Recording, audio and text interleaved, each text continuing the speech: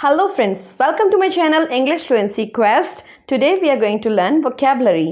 जब हम vocabulary याद करते हैं तो एक ही वर्ड की बहुत सारी मीनिंग्स अगर याद कर लेते तो हमें वर्ड्स की कमी नहीं पड़ती है। इसलिए मैंने आपकी हेल्प के लिए सिनोनिम्स लिखे हैं इस वीडियो में vocabulary के साथ साथ। Okay, so first word is जोशीला। जोशीला को हम बोलते हैं ebullient और exuberant और high spirited. ebullient, exuberant और high spirited. Example, he is such an ebullient sports person, मतलब वो एक जोशीला स्पोर्ट्स पर्सन है जो स्पोर्ट्स खेलते हैं। नेक्स्ट, जोश या फिर उत्साह, इसको इंग्लिश में हम बोलते हैं एब्यूलियंस, ज़ील और फर्वर। एब्यूलियंस, ज़ील और फर्वर, ये तीनों क्या है? Noun. Example, I can't see zeal in him for playing cricket, मतलब मुझे उसमें क्रिकेट खेलने के लिए जोश नहीं दिखता। खाने योग्य, इसको इंग्लिश में हम बोलते हैं एडिबल, एस्क्यूलेंट और कॉमेस्टिबल। एडिबल, एस्क्यूलेंट और कॉमेस्टिबल, ये तीनों क्या है? Adjective. So example, is this food edible और कॉमेस्टिबल, मतलब क्या ये फूड खाने योग्य है, खाने के लिए सेफ है, means safe to eat. Okay, next word, चिड़चिड़ा। चिड़चिड़ा को इंग्लिश में हम बोलते हैं एजी, पेविश, स्प्लैनेटिक और टैची। एजी, पेविश, स्प्लैनेटिक और टैची, ये चारों क्या हैं? एडजेक्टिव। कोई छोटी छोटी बातों पे ऐसे ही गुस्सा करता है उसको बोलते हैं चिड़चिड़ा। So example, why are you being so edgy, मतलब तुम इतने चिड़चिड़े क्यों हो रहे हो। नेक्स्ट इज बुद्धिमान। बुद्धिमान को इंग्लिश में बोलते हैं इंटेलिजेंट, क्विक विटेड और ब्राइट। इंटेलिजेंट, क्विक विटेड और ब्राइट, ये तीनों क्या है? Adjective. Example, all their children are very bright, मतलब उनके सारे बच्चे बहुत ही बुद्धिमान हैं। मंदबुद्धि। मंदबुद्धि मतलब जो समझने में चीज़ों को थोड़ा स्लो हो, सो उसको इंग्लिश में बोलते हैं अनइंटेलिजेंट, स्लो विटेड और ब्रेनलेस। अनइंटेलिजेंट, स्लो विटेड और ब्रेनलेस, ये तीनों क्या है? Adjective. Example, he is good नेचर्ड but brainless boy, मतलब वो नेचर में तो अच्छा है बट क्या है? मंदबुद्धि है। नेक्स्ट इज लाड़ प्यार करने वाला। लाड़ प्यार करने वाले को इंग्लिश में बोलते हैं इंडल्जेंट और लीनियंट। इंडल्जेंट और लीनियंट, ये दोनों क्या हैं? एडजेक्टिव। एग्जाम्पल लिखते हैं, you have indulgent grand parents but I have not, मतलब तुम्हारे पास तो लाड़ प्यार करने वाले दादा दादी हैं या नाना नानी हैं बट मेरे पास नहीं हैं। नेक्स्ट इज वफादार। वफादार को इंग्लिश में हम बोलते हैं लॉयल, स्टेडफास्ट, स्टॉन्च और फेथफुल। लॉयल, स्टेडफास्ट, स्टॉन्च और फेथफुल, ये चारों क्या हैं? Adjective. Example, Rohan is a steadfast और फेथफुल फ्रेंड। रोहन कैसा फ्रेंड है? एक वफादार दोस्त है। ओके, नेक्स्ट इज मंदी का दौर। मंदी के दौर को इंग्लिश में हम बोलते हैं रिसेशन, डाउनटर्न और स्लो डाउन। रिसेशन, डाउनटर्न और स्लो डाउन, ये तीनों क्या हैं? नाउन। एग्जाम्पल देखते हैं, a lot of companies have been affected by the recession, बहुत सारी कंपनीज पर रिसेशन का असर हुआ है। नेक्स्ट इज किसी चीज की कमी। इंग्लिश में हम बोलते हैं लैक, डर्थ, पॉसिटी और शॉर्टेज, ये चारों क्या है? नाउन। लैक, डर्थ, पॉसिटी और शॉर्टेज। एग्जाम्पल देखते हैं, there is a shortage of cheap housing in big cities, मतलब बड़े शहरों में सस्ती रहने की जगहों की कमी है। ओके, नेक्स्ट इज इसका उल्टा, किसी चीज की अत्यधिकता, मतलब ज्यादा मात्रा में। Okay, surfeit, surplus, over abundance और ग्लट। सरफिट, सरप्लस और ओवर अबंडेंस और ग्लट, ये चारों क्या है? Noun. Example, the country has a surfeit of cheap labour, मतलब कंट्री में सस्ते लेबर की अत्यधिकता है। किसी पर निर्भर होना, इसको इंग्लिश में हम बोलते हैं रिलाई, लीन और डिपेंड ऑन समवन, ये तीनों क्या है? वर्ब। रिलाई, डिपेंड और lean. Example, he relies on his father for money, वो पैसों के लिए किस पे निर्भर रहता है? पापा पे। नेक्स्ट इज शायद। शायद को इंग्लिश में हम बोलते हैं परहैप्स, मे बी, पॉसिबली और perchance. Maybe, perhaps, possibly और परचांस, ये चारों क्या हैं? Adverb. Example, perhaps he forgot to attend the meeting, मतलब शायद वो मीटिंग अटेंड करना भूल गया। नेक्स्ट इज बहाना करना। इसको इंग्लिश में हम बोलते हैं प्रिटेंड, फेक, फेन और डिसेंबल। प्रिटेंड, फेक, फेन और डिसेंबल, ये क्या है? Verb. He feigned illness to avoid going to the party, मतलब उसने पार्टी में जाने के लिए बीमारी का बहाना कर लिया।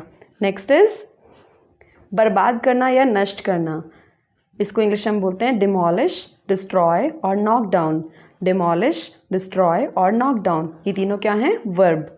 Example, their conflicts destroyed their marriage, मतभेदों ने उनकी शादी को ख़त्म कर दिया। दृष्टिकोण, दृष्टिकोण को इंग्लिश में हम बोलते हैं व्यू, पर्सपेक्टिव, अप्रोच और आउटलुक। व्यू, पर्सपेक्टिव, अप्रोच और आउटलुक, ये चारों क्या हैं? Noun. Example, try and look at this from my perspective, मतलब इसे मेरे नज़रिए या दृष्टिकोण से देखने की कोशिश करो। नेक्स्ट इज ईर्ष्यालु, इसको इंग्लिश में बोलते हैं जेलस, एनवियस और ग्रीन आइड। जेलस, एनवियस और ग्रीन आइड, ये तीनों क्या हैं? Adjective. For example, she was envious of her sister success, वो अपनी बहन की सफलता से जलती थी। लगाव, लगाव को इंग्लिश में हम बोलते हैं क्लोजनेस, बॉन्ड और अटैचमेंट। क्लोजनेस, बॉन्ड और attachment. Example, she has formed strong attachment with kids, मतलब उसने बच्चों से बहुत ज़्यादा लगाव बना लिया है। नेक्स्ट इज मोल भाव करना, इसको इंग्लिश में हम बोलते हैं बार्गेन, निगोशिएट और हैगल। बार्गेन, निगोशिएट और haggle. Example, she haggles over the price of everything, मतलब हर चीज़ के दाम पे वो मोल भाव करती है।